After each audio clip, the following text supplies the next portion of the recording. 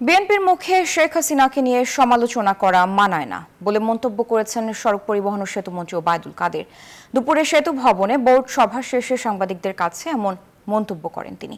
বলেন, খালেদা জিয়ার অসুস্থতা নিয়ে বিএনপি রাজনীতি করছে। শেখ হাসিনার দয়ায় বেগম জিয়া বাসায় থেকে চিকিৎসা নিতে পারছেন বলেও মন্তব্য করেন তিনি।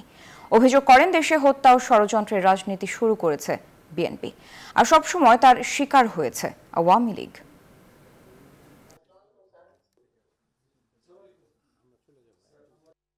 যারা দিল্লিতে লাল গালিচা সম্বর্ধনা নিয়ে ঢাকায় ফিরে এসে এয়ারপোর্টে সাংবাদিকদের উদ্দেশ্যে বলে গঙ্গার পানি চুক্তির কথা বলতে ভুলেই গেছে, তাদের মুখে এসব অভিযোগ শোনা।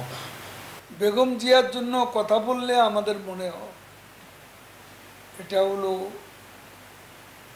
তার অসুস্থতা নিয়ে তারা রাজনীতি